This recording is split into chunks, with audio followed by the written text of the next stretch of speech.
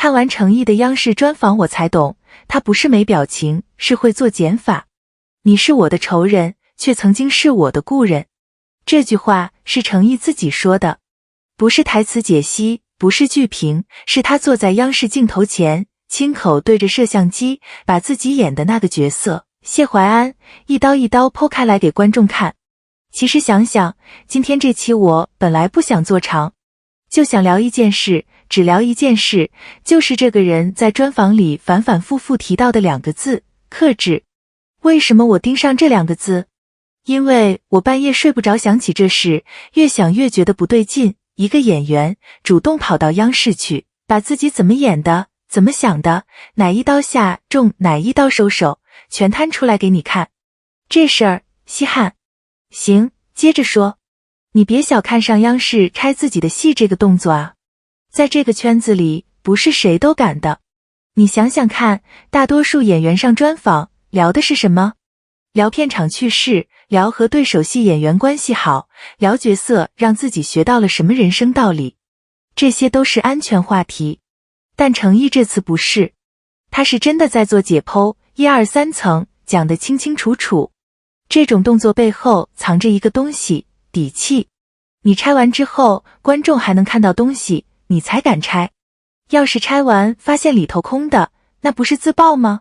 不瞒你说啊，我刚看到这段专访的时候，第一反应不是哇好厉害，而是他敢。这是2个完全不同的反应，前者是 fan 反应，后者是同行反应。我倾向于后者，因为只有在你知道这个动作有多难的时候，你才会先佩服那个敢字。好，说回这个事，今天我们就跟着他自己拆的那3刀，一刀一刀走。第1刀，生而白头，半生皆苦。这是程毅在专访里给谢怀安下的总评，听上去像句很美的形容，对吧？但你听完整他后面那句话，他说白头不是造型，是心里外话。这一句话火候刚刚好。什么叫心里外话？翻译成人话就是这个角色心里背了多重的东西，头发就有多白。不是化妆师按剧本要求做出来的视觉效果，是这个人物从内到外渗出来的东西。你看，这个心里外话的思路跟单纯的造型设计是2件事。等等，我得先把这2个概念分清楚，刚才说着说着，我自己都快混了。一个是造型设计，化妆师染白头发，给你做发型，这是技术活；另一个是角色设计，演员从内再去理解为什么这个角色该是白头的，这是表演活。看上去都跟白头有关，其实是2条完全不同的线。程毅在专访里说的是后一条线，程毅这次不一样。他在专访里反复强调，白头不是造型层面的事，是心里外话。你品这个用词啊，心里外话，这是演员视角的语言，不是造型师视角的语言。一个演员能用这种语言谈自己的角色，说明他对人物的理解已经走在了穿什么、画什么的前面。这个判断我倾向于成立，但不绝对啊。我没拿到完整的剧本会议记录，只是根据他自己说的复盘的。但你光听他这一句话，白头是心里外话，你就能感觉到，这个人对角色是有自己的语法的。他不是被导演喂招的演员，他是自己有想法，然后跟导演 battle 出来的演员。这2种演员，在这个行业里是2个 level。好，第2刀。这一刀，我想多花点时间。因为这是程毅整个专访里我觉得最值钱的一句话。他说，演到谢怀安和那位故人重逢那场戏的时候，他本来想加一个微笑，但他收住了。这里插一句啊，你要明白，演员在现场加东西和减东西是完全不同的2种思维。加东西是想给观众更多情绪，减东西是相信观众自己能脑补。前者是讨好，后者是信任。程毅在那一刻选择了减。为什么这个选择难？因为对一个还在流量标签里挣的演员来说，加东西是更安全的。加一个微笑，观众会哭，会发热搜，会被剪进高燃混剪。这是流量的算法。但他没加，他选了一个反流量算法的处理，把那个微笑收回去，让观众替他完成那个微笑。哎，这话说的有点重了哈，我换个说法，不是反流量算法那么对抗，其实就是一个简单的判断，他更在乎角色对不对，而不是片段火不火。这个优先级在今天的市场里真的不多见了。我之前在评论区刷到过一条高赞，有个观众写，明明对方什么表情都没做，但他就是哭出来了。这就是减法的威力。你以为是 A， 其实是 B， 你以为没演，其实演了一座山。这种处理才叫 hold 住。而且你听他自己怎么形容的？他用了4个字，极限克制。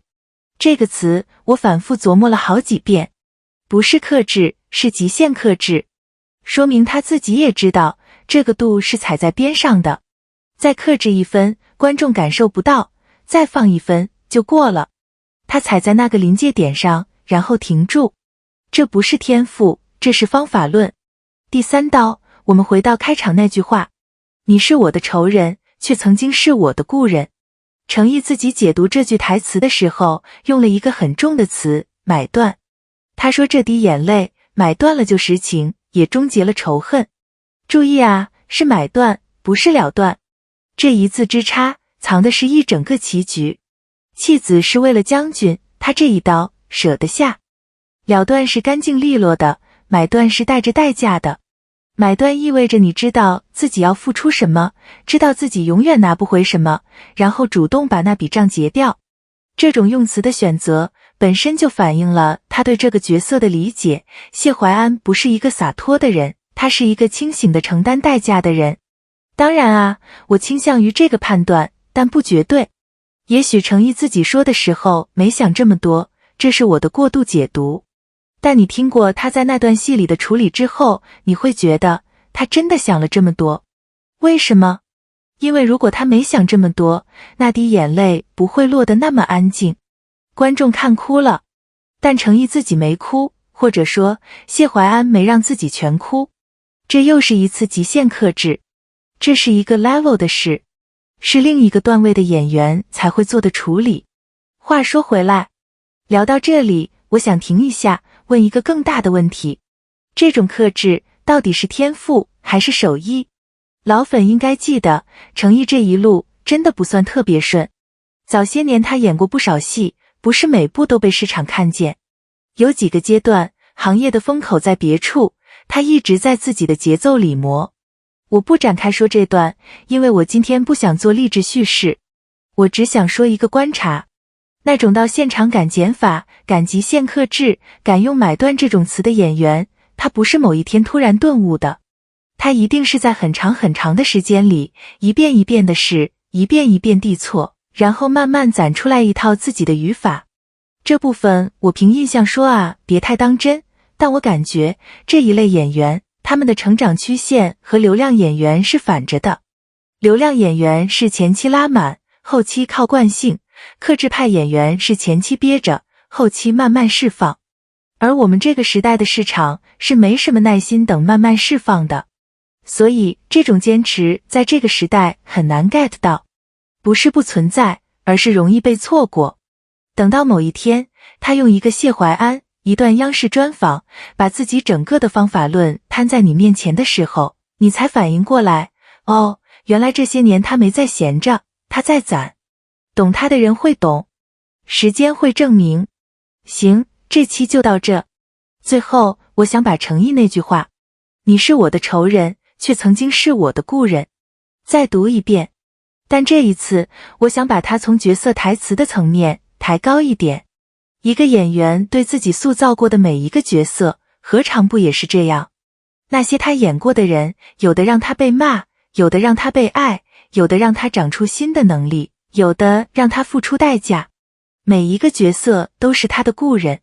当他演完，走出片场，关上灯的那一刻，那个人物就和他成了陌路，但又永远在他骨头缝里活着。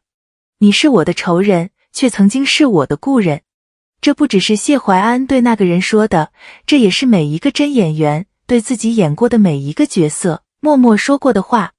行，今天就到这，下期见。